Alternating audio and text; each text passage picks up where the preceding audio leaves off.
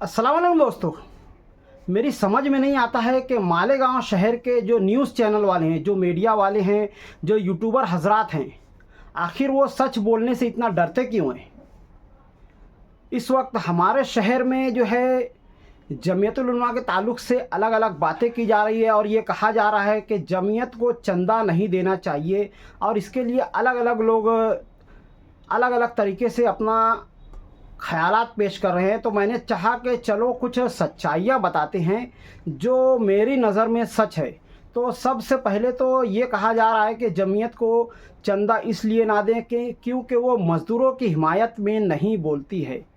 मेरा सवाल ये है कि अगर इसी तरह से किसी इमाम साहब को ये कहा जाए कि आप मज़दूरों की मज़दूरी बढ़ाने के ताल्लुक़ से बोलो, इस ताल्लुक़ से कदम उठाओ, और अगर वो इससे इनकार कर दे तो क्या आप उसको भी तनख्वाह देना बंद कर देंगे। इसी तरह से किसी टीचर से अगर ये कहा जाए कि आप मज़दूरों के ताल्लुक़ से बोलो और अगर टीचर हजरात ना बोले तो क्या आप अपने बच्चों को स्कूलों में भेजना बंद कर देंगे। या फिर किसी कुरान पढ़ाने वाले मुदर्रिस से ये कहा जाए कि आप मज़दूरों के ताल्लुक़ से बोलो, आवाज़ उठाओ, और अगर नहीं बोला गया तो आपके कुरान को नौज़ बिल्लाह हम फाड़ कर फेंक देंगे।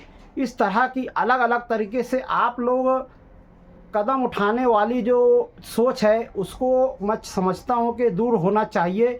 क्योंकि सबसे पहले तो आपको जैसे जमीयत का काम अलग है और मज़दूरों का जो मामला है ये मज़दूर और सेठ के ताल्लुक़ से है, या फिर आपको इस ताल्लुक़ से गवर्नमेंट से बात करके सही कायदा लागू करना होगा, ये सही होगा। इस वक्त शहर के जो हालात हैं इस बात से मज़दूरों की कमी है।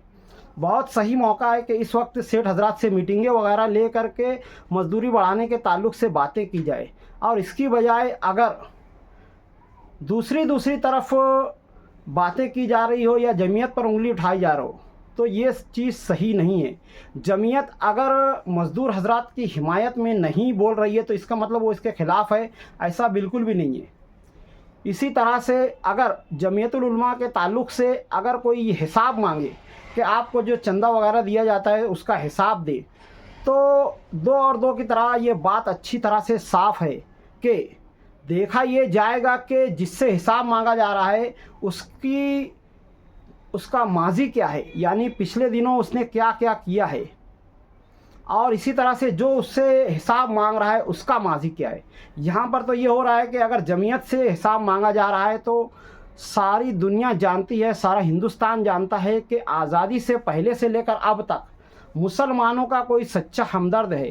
कहीं भी मुसलमानों के ताल्लुक़ से कोई फसाद वगैरह होता हो, बेगुनाह लोगों को अंदर किया जाता हो, तो जमीयत सबसे पहले खड़ी होती है। और इस वक्त इंडियन गवर्नमेंट को अगर किसी का डर है तो वो है जमीयतुल उलमा, और इसी वजह से जो फ़िरका परस्त तंजीमें हैं वो जमीयत के ख़िलाफ़ मुत्तहिद होकर के अलग अलग तरीके से एजेंडे बना रही हैं, साजिशें कर रही है। तो हमें चाहिए कम से कम मालेगांव में इस तरह की आवाज़ उठाना हमारे लिए शर्म की बात है।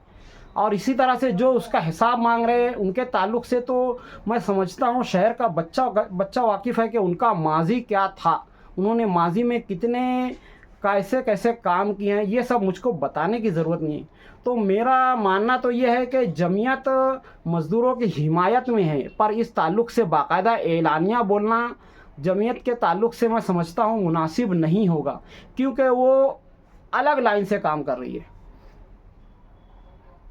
जिस तरह से अगर आप किसी औरत के पास ये जाकर कहें कि आप मज़दूरों की हिमायत में बोलिए और नहीं बोलेंगे तो क्या आप अपनी औरतों को तलाक दे देंगे। इस तरह की अजीब अजीब बातें होना बंद होनी चाहिए। और इसी तरह से मैं समझता हूँ जमीयत से हिसाब मांगना आम आदमी के लिए तो मुनासिब है, पर ऐसे लोगों के लिए मुनासिब नहीं है जिनका खुद का माजी कैसा है शहर को पता है। तो आज की वीडियो में इतना ही, मिलते हैं अगली वीडियो में, तब तक के लिए खुदा हाफिज़। अस्सलामु अलैकुम वरहमतुल्लाहि वबरकातुहू।